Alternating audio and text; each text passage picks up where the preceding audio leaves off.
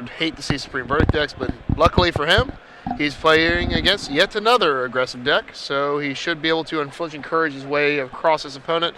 Again, if you're in a nutshell, if we were just kind of guessing based on matchup, I would go with the unflinching courage deck. But let's take a look at Robert's deck, and it's pretty much the same old. We got 2 Azorius Arresters. Made a little bit of fun about that card earlier. But the rest of the cards are pretty obvious. You got Dryad Militants, Frontline Medics, Soldier of Pantheon, Boros Elites, Precinct Captains, and the Daring Skyjik, of course, with Boros Charms, 4 Johnny Caller the Pride, and 4 Brave the Elements. So it's something that we've seen already a good amount of. It's pretty much mono white with a little bit of Boros Charm action going on. Yeah, I mean, very, very reminiscent to the deck that Ben Lundquist did win last weekend with in Los Angeles. Doesn't have the Spirit of Heliod. I'd cut that for the 4th of Johnny Caller Pride. Sideboard a little bit different, too, but we'll get to that after this first game is over. As you see, Bernie's going to start off with a Sacred Foundry and a Boros Elite. Ogden does have a Temple Guard that came in to play tapped, and we'll see exactly what he does have. Does he have a creature to suit up? What's he going to start off with here? Because there's a Mutavault and just passing the turn. I see a Chain to the Rocks in his hand, so he does have some action, but he doesn't have a mountain in play. I think that's a mountain in his hand. I think it's a stomping ground. Yeah. Yeah, so he does have the ability to use that. He has a Scry land to add to that as well, drawing a Temple of Triumph. Stomping Ground going to come to play untapped. You saw Bernie just play a Soldier of the Pantheon and pass the turn back, so does not have a second land. Does he have a Witch Stalker? Is that the question? I saw an Unflinching Courage. If he has a Witch Stalker, this is going to be, we're going to have our, we're going to test it right now. Let's see if the aggro deck can beat this, because this is a combination of cards going to be tough. Luckily for Bernie, he's got enough. Oh, he only has 1 land. That's not lucky. But luckily for him, nope, not. He's on a mold of 5. That makes sense. If he were to have a second land and be able to put 5 power on the board, he could block it and trade. Because I'll tell you something. If I'm the aggro player against that, I will throw everything I got in front of that creature to get rid of that Unflinching Courage. Absolutely. Yeah, so. You see the Temple of Mana going to come into play. There is your Witch Stalker. It's a wolf. It's a 3/3 with Hexproof, and it's probably going to become a 5/5 lifelinking Trampler with Hexproof in just a moment. Yeah, and it got a good amount of hype when it came out. And it kind of, because there's already a banned Hexproof deck already around, so it gave it yet another creature to that deck. But it was pretty much already on its way out. Even against the decks that it could beat, like Jund started adopting Barter in Blood. So even if you could get a decent suited up creature, Jund could still have the answers to beat you with it. So it kind of died off a little bit. A little bit surprised not to see the Witch Stalker get into combat there. It was a 5/5 versus 4 points of 4 points of power, so I'm surprised that Ogden did not get into the red zone with that creature. Yeah, he's net gain damage and life either way, so you should get him in there as much as you can. See a Boros Charm over there. Does have a Chain of the Rocks in his hand as well, and there is the Chain to the Rocks, so that's going to come into play. It's going to take care of the Soldier. It's going to go on to the Stomping Ground, so Chain of the Rocks comes on in. I think he's on a Temple card right now. Yeah, it'll move over to the Stomping Ground. So you do have it is Enchant Mountain, of course. So it does have a legal target, and there's a Witch Stalker that's going to come in. And they're going to fix that. Besides this, I think, again, if he doesn't attack again, I'd be very, very, shocked. There we go. Yeah, now he's going to get into the red zone here. Going to attack for 5 and gain 5 life, Will Ogden. So he's going to go up to 23, and Brittany's going to go down to 14. Yep. And let's see, being on 1 land here. I mean, he drew a second land here. This is just, there's so many starts that you can have in Boros that are good that you couldn't beat this Unflinching Courage Hexproof start, Yeah. So let alone being way down here. There's another Unflinching Courage, so he's probably going to double suit up. There's really nothing that Robert can do about it. Yep, and he's going to pack it in immediately, knowing that, wow, am I dead? Yeah. I am so dead. So Brad Ogden is going to win game number 1 over Robert Berni. Not a Hexproof, a deck that was not a deck coming into this tournament, so some innovation here from Ogden. Does defeat Boros aggro. We'll go to Berni's sideboard first, because I expect to see some cards like Wear and Tear and Glare of Heresy in there. He does have 1 Glare of Heresy, 1 Wear and Tear, both this coming in. He has Mysium Mortars, which will come in as well. Actually, no, that won't come in. He can't even target anything. I mean, there are some things that he can target. What's he have? He's got, he has Elvish Mystic. He has Fiend Slayer, Pal. He can't target that. You've got Fleece Main Line. You've got Voice of a Certain. So, I mean, the targets with... and Voice isn't that great either. So, targets with Mysium Mortars aren't great. Yeah. That's for sure. Yeah, so we're going to stick to the the things that can hit the problem cards, like the enchantments themselves, like Glare, Wear and Tear. He's got Act Treason, that won't do much. Renounce the Guilds, not the worst. It gets rid of Unflinching Courage. Can take care of Fleece Mane, Voice. Yeah, it hits a few things kind of indirectly.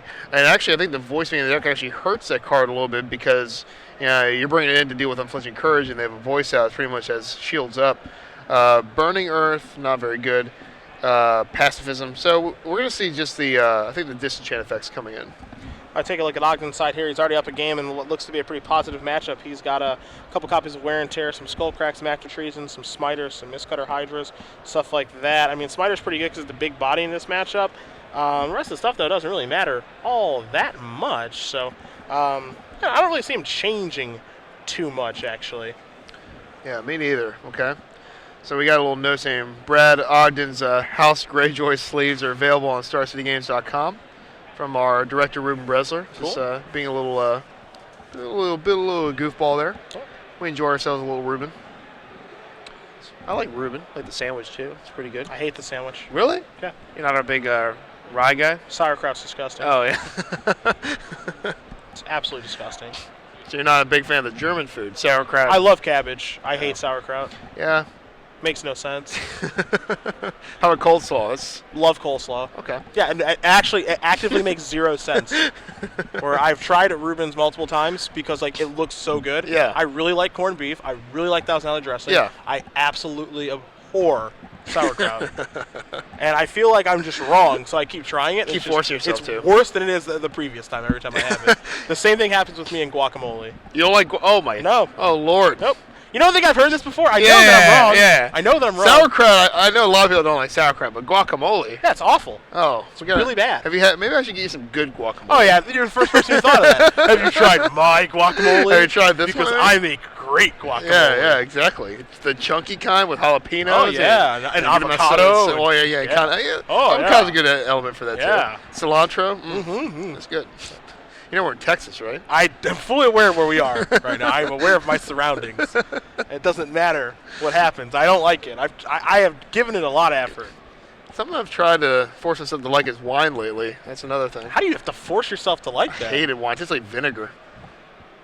And nasty. Ugh. I'm a beer guy. What you are is dumb. Guacamole. That's disgusting. Wine is the best drink that there is. I don't know what you're talking about right now. It's so sour. I just don't enjoy it. Have you tried like all different types I've had of wine? like the sweet ones. Those are too sugary. See, I can't find the good mix. I don't know what to say right now. Like sangria is like sugar water. Sangria is a gift from God. That's what sangria is.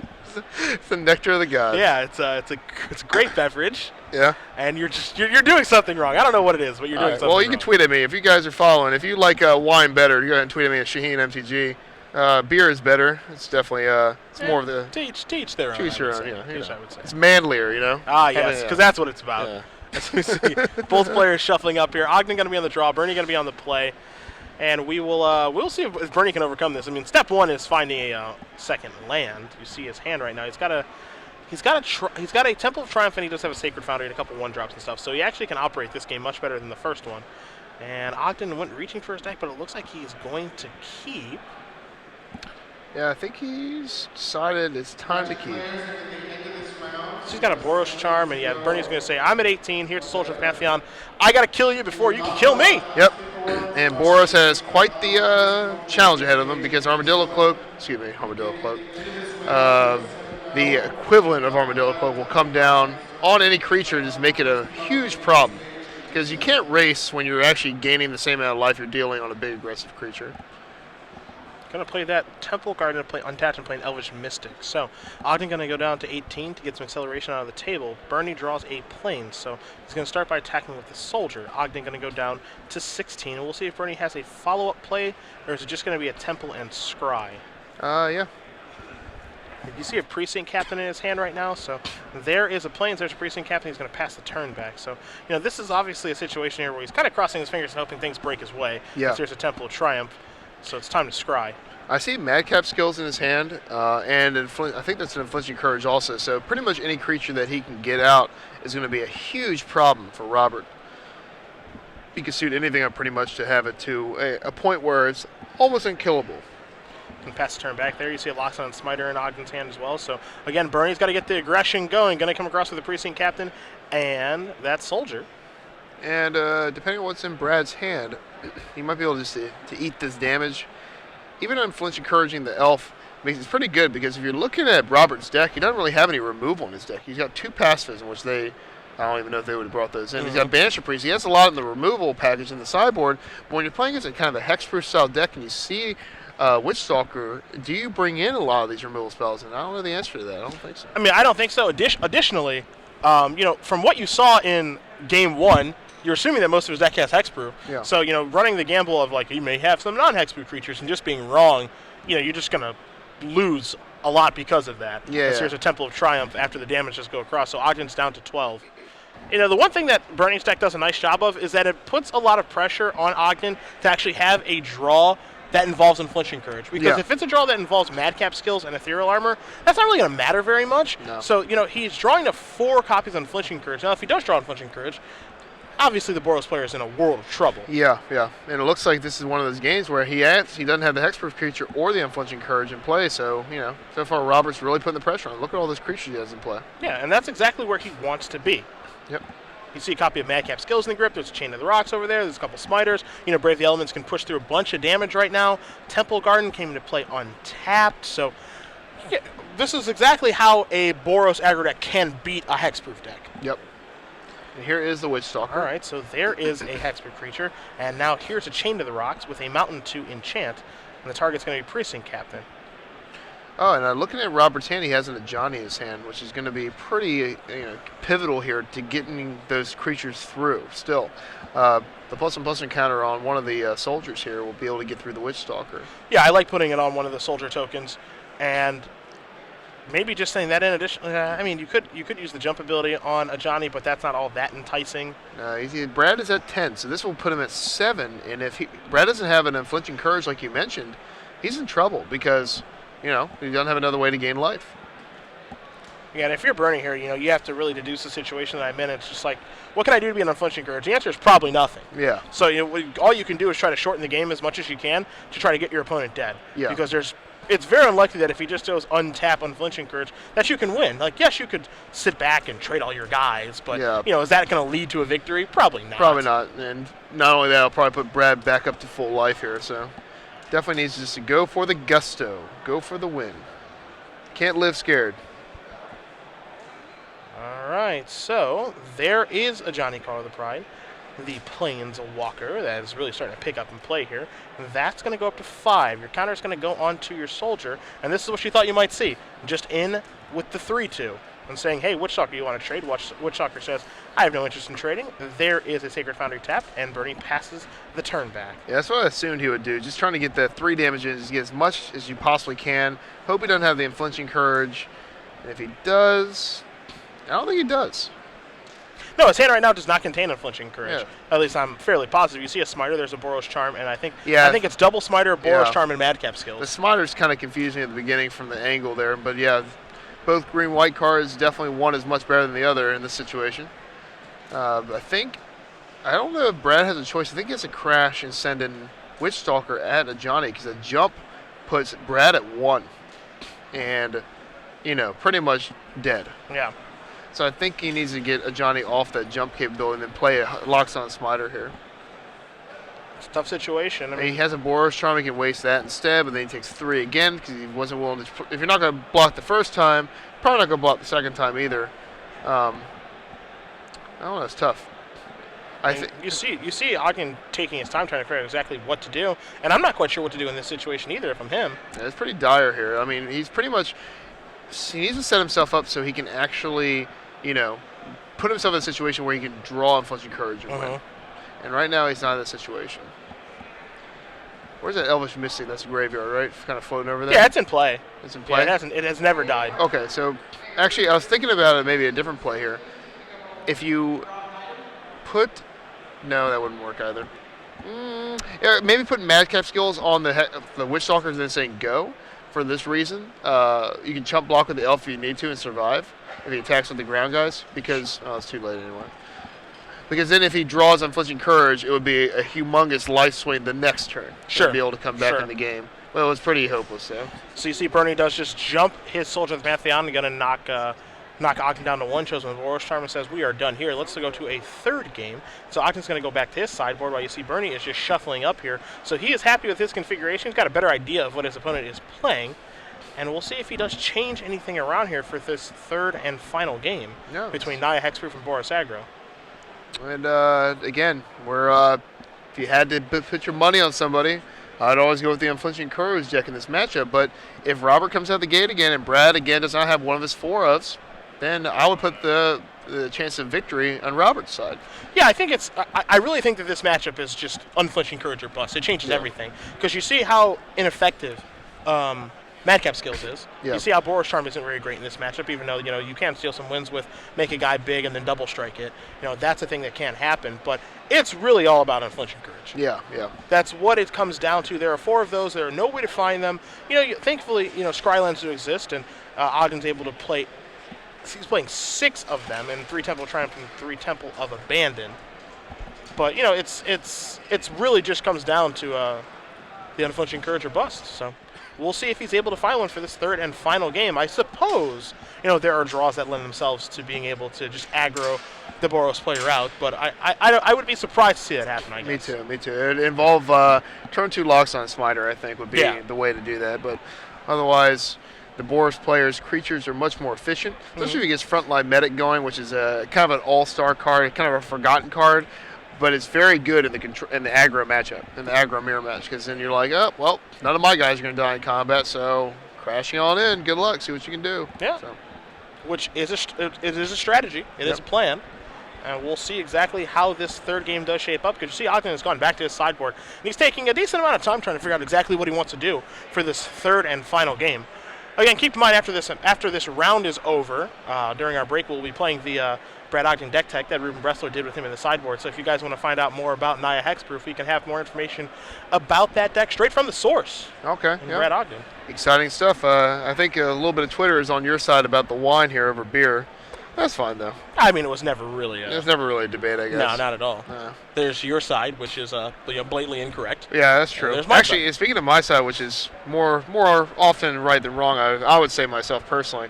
Nas says something about peasants and beer, which is actually true historically. The poor would drink the beer, and the wealthy, of course, have drank wine since the beginning of time, civilized time, anyway. So yeah, with their pinky in the sky. The pinky in the sky. Absolutely. They have their mutton and their leg of whatever, glass of wine, good times. So yes. Yeah. Where some people are opting for what they deem hard liquor. Oh, not really my area. Right. Yeah, that's for alcoholics. Yes. Yeah. We drink it for the flavor, of course. Of course. Yes. Nothing else. Just a nice casual drink to have with a meal. Yeah. Yes. I agree completely. So definitely a hard thing to do too. When you do that low carb diet, I had to stick to Michelob Ultra and Coors Light. Those are my drinks of choice. So I didn't know. Because yesterday you got in late, and then you went to sleep while I watched Olympus Has Fallen. Don't judge me, please. It's really just not good. Yeah. But I did not know that you drank sewer water. I did not know that's what you do. Yes, that's what you do when you're trying to lose the pounds. You got to drink the. Are you against water? Did you just not want to drink that, or? No, apparently it still can have some kind of alcohol content. Historically, I think it does. Oh, okay. You can't really tell because it tastes like like you said, sewer water. Sewer water's the word, yeah. It's real bad. Okay. Yeah, it's real bad. How was the low-carb diet working out for you? It was good, yeah. I mean, I lost like 20 pounds this summer. I lost 50 pounds the first go-around. I did it about when I was 26. But definitely you see the people of Star City Games shedding this weight. You obviously are on the weight loss plan as well. I am. Congratulations. Due to some inspiration from Brian Bronwyn and Ricky Hayashi. And Ali Andrazi. Yes. Dropped to 80 pounds almost himself. Cool 80. Yeah, so we have a lot of Star City folk shedding the weight here. Yeah. And Channel Fireball does a little bit. LSV lost a little weight too. Yeah, LSV doing his jogs and everything. I know he runs a lot now and is running marathons. Have you seen Paul Chian lately? I have. He is a diesel he looks man. Great. Yeah, he looks great. He's intimidating. He looks great. Yeah. I saw him at the pictures of old Chian versus new Chian. Yeah. It's like a completely different person. It is. It's like a bodybuilder Chian. Yeah. So yeah, Magic is definitely if you read Ricky's article, you guys listening that have it, it's about health and Magic, and Magic tends to make people, kind of ignore the health aspect of their life, and fast food is easy to do in between a 10-round tournament. So it's something you got to keep an eye on, especially all you young bucks out there. That's right. I had a salad for lunch today. Yep. And I hated it. Yep. And I had a sandwich with no bread on it. Yeah. So good times. Good times. All right. So here we go. Stomping ground to start for Ogden. You see a Dryad Militant and a Plains here for Berni. So again, it's all about the beatdowns for Berni. He's just got to get the beatdowns going. It's a stomping ground here from Ogden. And you see, look at Ogden's lands right now. He's playing a 3-color deck. And that means he can have some mana issues. I mean, he's got 2 Stomping Grounds in play, and he has Fiendslayer Paladin in his hand. Yeah. This can happen. Especially when you're playing the aggressive decks that need white, red, and green early. Yeah, Witchstalker, double green, Slayer, double white. Yeah, I used to be ambitious, and I played Anger of the Gods in blue, white, red, and I was like, oh, wait, this is a pipe dream. Yeah, you cannot do that. Cannot do it. Temple Garden off the top here for Ogden. We'll see if he has a creature. I see a Voice of Resurgence in the middle of all that action. And there is a...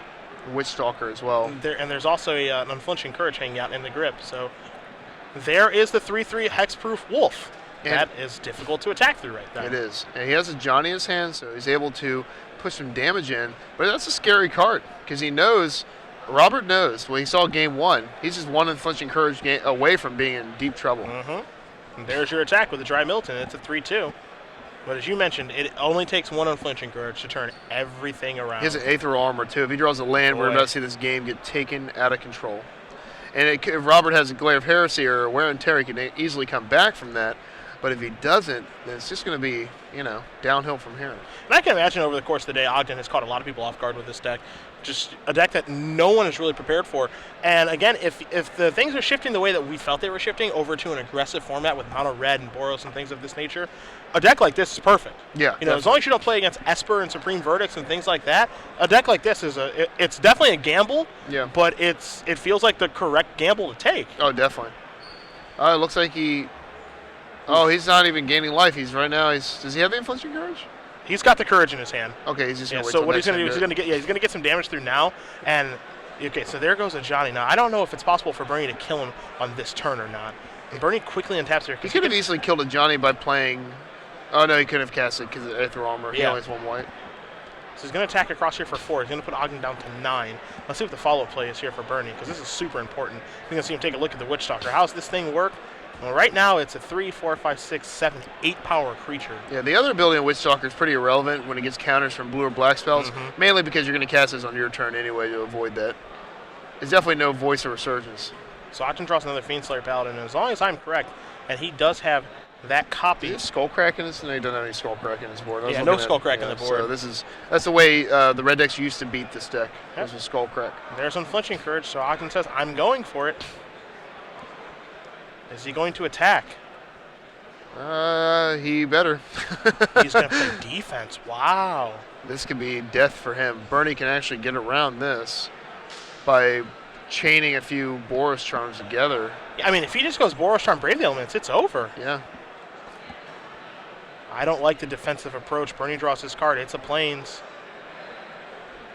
Or a Johnny combined with a Boros Charm might do it too. Yeah, I think that's 6. Yeah, it's lethal. A Johnny Boros Charm would be lethal here. There are a combination of cards that do exist to get this game over with. Yeah, one attack from Brad, it would have been game over. Yeah. How much life would he gain? 11? 9? It's 3, 4, 5, 6, 7, 8, 9, 10. He would gain 11 life. 11. Jeez. Going back to 20 life. Let's see what Berni's going to cast here. And if you're Berni, now what you want to do is you want to somehow create a situation to where your opponent won't attack. Yeah. Now, I don't know how you create that situation, but that's what you want to create is, maybe you guys leave your guys back on defense and say, yeah, come and get some. Play like 3 guys this turn. Maybe scare him. He's going to play Brave the Elements. He's going to name him Green. If he... Attack for 4. Mutavault obviously can't block. My assumption is that he named Green with Brave the Elements. I can't imagine that he didn't. Yeah.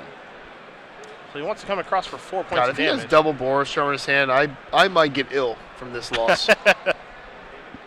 Yeah, naming Green to come across. Going to put Ogden down to 5.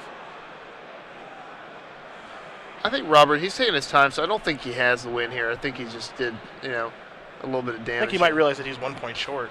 Temple of Manly going to come into play, show some Mad Cat skills on top of the We're deck. going to attack this time? I would attack. Please attack. Need to get in there. Yeah, I think Brad is kind of just scared. Maybe he thought blocking would be the best play there. Activate Mutavault, and he's going to attack with both creatures. There's a Wear Tear. So if he would have attacked last turn when he was tapped, Robert was tapped out, he would have gained 11 life, and now. Well, no, Robert wasn't tapped out last turn. Oh, wasn't tapped out? out? No, he left up Wear Tear. Oh, okay. So now a bunch of damage is going to get dealt. Now the follow-up play is going to be a Voice of Resurgence. God, attacking with that Mutavault is very risky there. Wow, that is good. Berni shows him a Boros Charm, and that is it. So Robert Berni is going to win this match 2-1 over Brad Ogden. Yeah, I think if you attack the turn before, you can actually think about maybe setting up something the next turn. But he actually didn't draw anything else. But for example, you attack the turn before. If you attack the turn before and he has the Wear and Tear, and you can untap and draw another Unflinching Courage and be able to actually get in the second time. If you wait a whole turn, like Robert did, he didn't even have to waste the Wear and Tear. He's just like, oh, I'll just wait for you to actually, when you decide to attack me, then use it. Yeah. So you can't actually resuit and then get me. Yeah, and also the other thing that could have happened in that game too, back here in the booth, Cedric Phillips, Shaheen Cerrone here in Dallas, Fort Worth, Texas, is that the turn where Berni tapped out for a Johnny, that was the turn where Ogden played a Madcap Skills and an Ethereal Armor and killed a Johnny, where instead he could have just played Unflinching Courage and killed it. Yeah. And so he would have gained himself 5 points of life. And maybe the game is completely different there. Maybe Berni has to stop attacking, or who knows how the game progresses from that point. But the main point in the story is that he drew Unflinching Courage, he drew a Hexproof creature, and he did not win. Yeah, I think he played a little too cautiously per turn. And again, when you're playing a deck like Hexproof, it's better to be not safe than sorry, I think. Yeah, it's a one-way kind of deck. Yeah, you're pedal to metal. Yeah, you're just like, I hope this guy with 17 enchantments on it will kill my opponent and I attack. And if it doesn't, we tried our best, Yeah. I mean, good beats, play next game. Yeah, exactly. That's basically how it does work. But either way, Robert Berni is going to win that match. Going to move on to 6-1. Brad Ogden takes a tough second loss. But we're gonna head Brad's way, because I know a lot of people are interested about this deck, and so what we're gonna do is we're gonna cut to the deck tech with Brad and Ruben in the sideboard. She and I are gonna take a little break, but we will be back for round number 8 here in Dallas. We of course do appreciate you guys watching. Enjoy the deck tech. See you in a little bit. StarCityGames.com is proud to announce the release of the newly redesigned SCG Mobile version 3.0, now available for iOS and Android devices. It features complete article access, including full archives, an incredibly robust life counter we call the Life Management System, card search with live pricing on every single card in the world's largest Magic the Gathering inventory, a new mobile store to purchase digital items like new life management themes, and much more. Visit SCGMobile.com or search for SCG Mobile in the App Store or Google Play Store today.